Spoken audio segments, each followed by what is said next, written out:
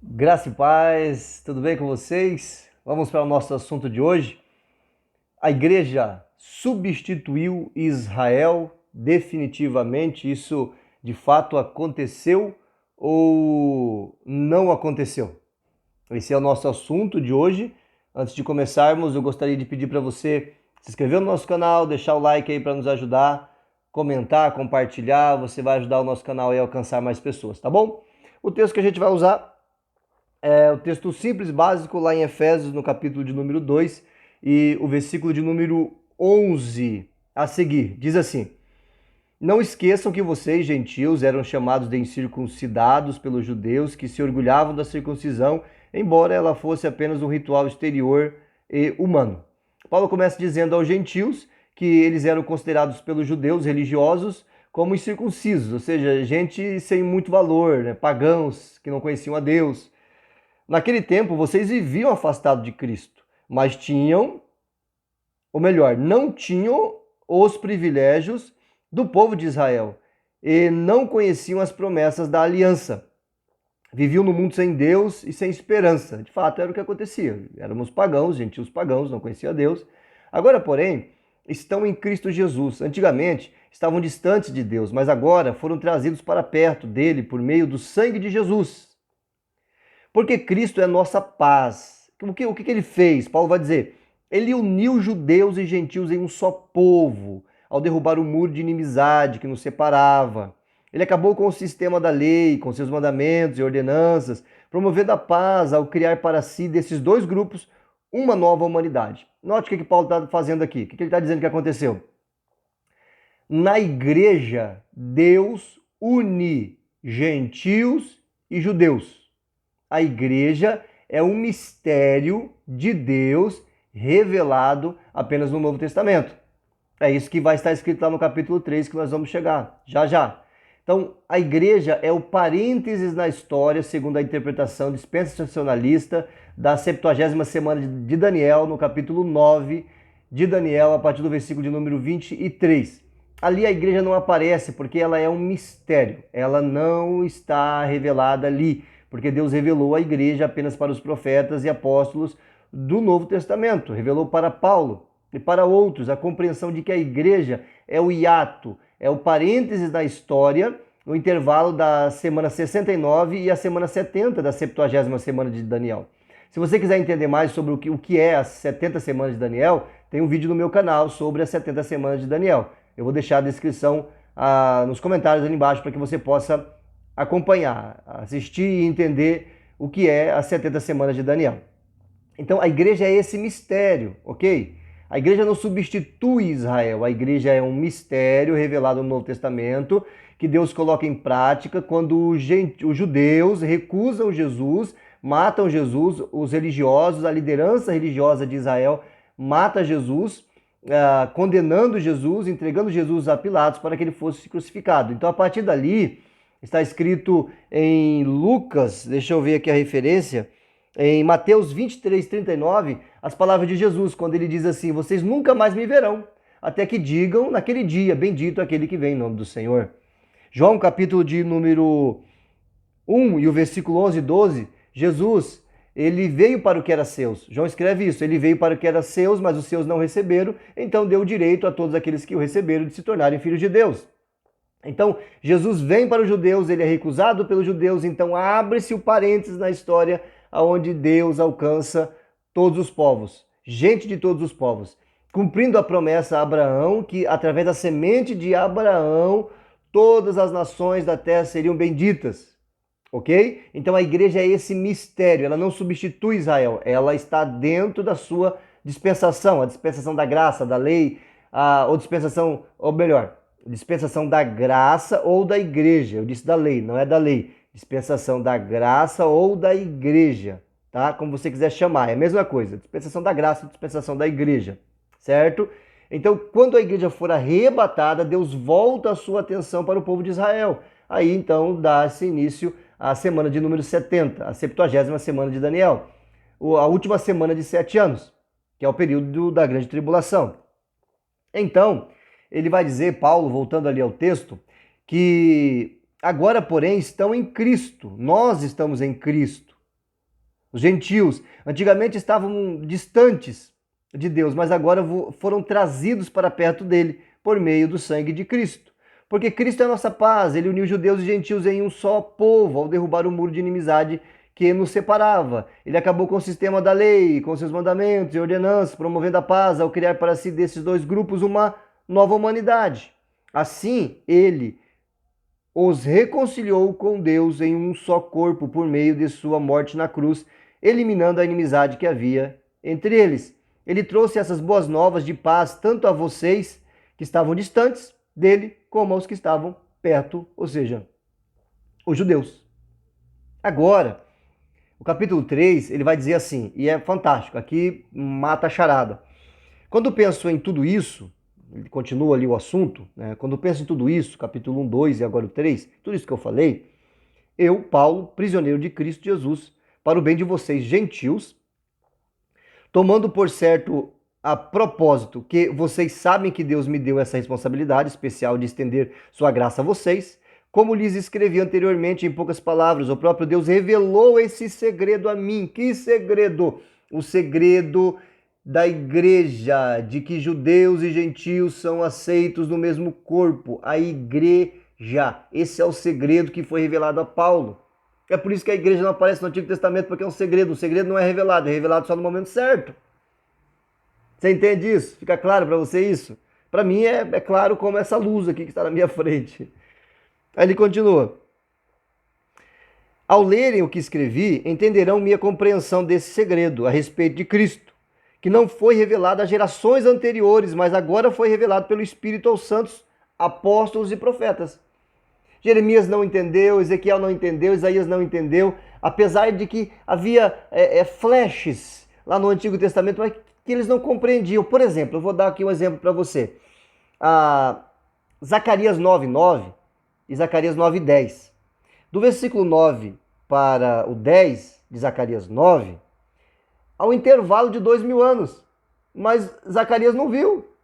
Porque ele fala sobre o Messias entrando em Jerusalém montado na jumentinha, mas aí logo depois ele fala do reino milenar. Por isso que os judeus não compreenderam. Porque é como se você estivesse olhando para montanhas e você vê só os picos das montanhas. Você não vê os vales e a distância, a largura daquele vale. Você olha para uma montanha e vê outra montanha e vê outra montanha, os picos, mas você não consegue ver os vales que estão entre essas montanhas. Assim, são as profecias do Antigo Testamento. Há intervalos. E por isso os judeus não conseguiram compreender, porque eles esperavam o Messias chegando em glória para reinar, para vencer os romanos, para libertar os judeus. Então é assim que eles esperavam. Mas o Messias vem pobre, humilde, montado numa jumentinha, ainda que jumento naquela época, né, era carro de luxo de hoje.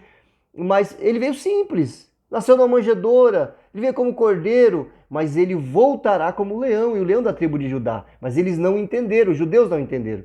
Lá em Isaías também 9, e Isaías 6, Isaías 9:6, Isaías 9:6, se eu não me engano, ou 6:9. Fala sobre o menino, o filho que nos foi dado, o seu nome será Conselheiro, Maravilhoso, Deus Forte para a Eternidade, Príncipe da Paz. E no versículo seguinte diz que e o reino estava sobre os seus ombros. E fala sobre o reino milenar. Mas há um intervalo entre aqueles versículos. Mas os profetas não compreenderam. Porque a revelação é progressiva. A revelação ela se completa no Novo Testamento. Essa é uma das premissas do dispensacionalismo. Que a revelação é progressiva. E que Deus usa as dispensações para revelar o seu plano de salvação. Aí ele continua. Este é o segredo revelado tanto os gentios como os judeus que creem nas boas novas, presta atenção aqui, participam igualmente das riquezas herdadas pelos filhos de Deus. Ambos são membros do mesmo corpo e desfrutam a promessa em Cristo. Pela graça e pelo grande poder de Deus recebi o privilégio de servir, anunciando essas boas novas. Eu vou ler mais um versículo ainda. Ainda que eu seja o menos digno de todo o povo santo, recebi pela graça o privilégio de falar aos gentios sobre os tesouros infindáveis que estão disponíveis a eles em Cristo e de explicar a todos este segredo que Deus, o Criador de todas as coisas, manteve oculto desde o princípio. O plano de Deus era mostrar a todos os governantes e autoridades nos domínios celestiais, no mundo celestiais, ou no mundo celestial, por meio da igreja, as muitas formas de sabedoria divina, ou a multiforme graça de Deus. Esse era o seu propósito eterno, que ele realizou por meio de Cristo Jesus. Então, eu acho que fica claro, que evidente nesse texto, que a igreja não tem nenhum versículo ali, ok, dizendo que a igreja substituiu Israel. Você compreende isso? Não tem nenhum versículo dizendo que a igreja substituiu Israel. Muito pelo contrário, está dizendo que a igreja é um mistério que foi revelado no Novo Testamento aos profetas e apóstolos. Então, a igreja é o hiato, o parêntese, o intervalo entre a semana 69 e a semana 70, que Deus diz que essas 70 semanas, que são 490 anos, e a contagem seria quando o rei Artaxerxes deu a ordem para Neemias voltar a Jerusalém para reconstruir as muralhas e a cidade. Então, a partir dali começa a contagem. E a semana 69, ela vai exatamente até quando Jesus entrou em Jerusalém montado na jumentinha. E depois ele é recusado pelo seu povo, ele é morto. E a igreja nasce em Atos 2. A igreja é a junção de todos os povos, gentios e judeus, em um só corpo. E a igreja, a dispensação da igreja termina ou terminará no arrebatamento da igreja, aonde Deus iniciará então a semana 70, onde ele tratará com os judeus. A tribulação tem dois objetivos: juízo de Deus sobre o mundo ímpio e levar os judeus ao arrependimento. Está lá em Romanos 11, não tem para onde correr, o texto é claro. Quando você lê, por exemplo, Ezequiel capítulo 36, Jeremias 31, está falando sobre a nova aliança que Deus fará com o seu povo quando tirar os pecados do seu povo, Israel. Vai falar sobre, em Ezequiel 36, Deus ajuntando os judeus de todos os cantos da terra e levando de volta para Israel. É o que está acontecendo a cada ano. O número de judeus que voltam para Jerusalém, para Israel, é recorde. É impressionante como isso acontece. É impressionante, porque Deus colocou isso neles. Eles desejam voltar para Sião. Isso está no sangue do judeu. Então não há como sustentar. Eu respeito os meus irmãos aliancistas, amo eles em Cristo, mas não há como sustentar que a igreja substituiu Israel. A igreja está na sua época, na sua dispensação, quando ela for arrebatada, quando a plenitude dos gentios se cumprirem, então Deus volta a sua atenção para o povo judeu. E a Bíblia diz que então haverá uma conversão nacional.